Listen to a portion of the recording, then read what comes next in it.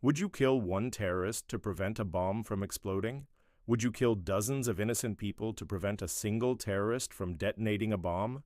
How much is a life worth? Is justice more important than lives? Is vengeance more important than lives? These are the questions that we're going to be dealing with in this video. Hi everyone, welcome to Moral Vertigo channel. Today's question is, would you kill one terrorist to prevent a bomb or risk dozens of innocents? You have a second to choose. We'll get to the question in just a minute, but first, please click on the like button and subscribe for more videos like this one.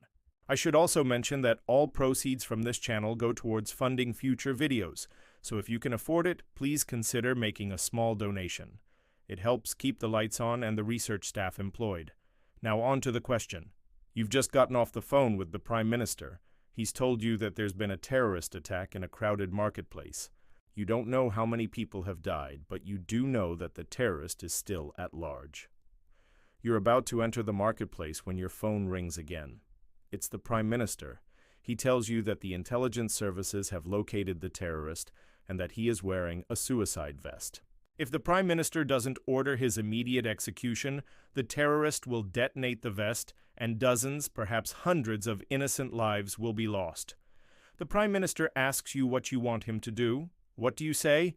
If this scenario sounds familiar, it's because it's similar to an actual case that was presented to the Israeli Supreme Court in 2006. In that case, Israel had captured a Hamas terrorist who was so dangerous that the Shin Bet, Israel's version of the FBI, wanted to try him in a military court instead of a civilian court.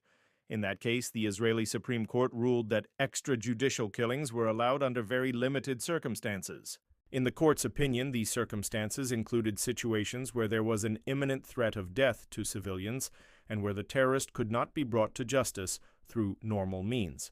So now I ask you, what would you do in this situation? A.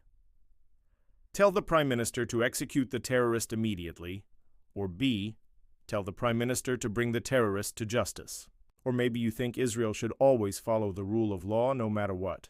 And maybe you think that executing terrorists is never justified, even in cases where there is imminent danger to innocent lives. So in that case, you might say C. Tell the Prime Minister to bring the terrorist to justice. What do you think is the right answer here? Is vigilante justice ever acceptable? Should the Prime Minister always defer to the rule of law? Or should he sometimes break the law in order to protect innocent lives? Let me know your thoughts in the comments section below. Here are some additional thoughts on the topic. Firstly, vigilantism is problematic. When you allow individuals to take the law into their own hands, you open the door to all sorts of abuses.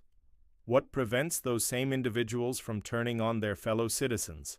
What prevents them from becoming a tyrannical majority that uses violence to impose its will on minorities? The only thing that prevents this sort of abuse is a system of checks and balances, a system that ensures that no one person or group has too much power. Secondly, due process is important not only because it is the right thing to do, but also because it is the smart thing to do. When you break the law, even for a good reason, you set a bad example. You tell other would-be vigilantes that it is okay to break the law.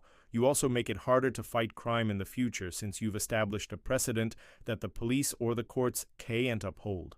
Imagine if every time the police tried to arrest a criminal, they had to ask the public for permission.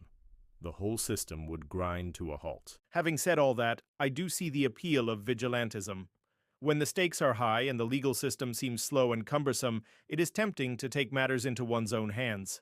However, in the long run, this sort of behavior creates more problems than it solves. Before I wrap up, I'll simply add that sometimes the choice is not a difficult one. In some cases, the right thing to do is also the easy thing to do.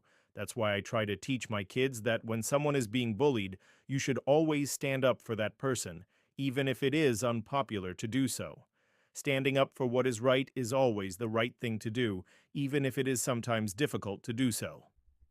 Thanks for watching. Let me know your thoughts in the comments section below. And if you'd like to watch another video, you can click on one of the 2 videos that are on your screen right now. Thanks again for watching, and I'll see you next time.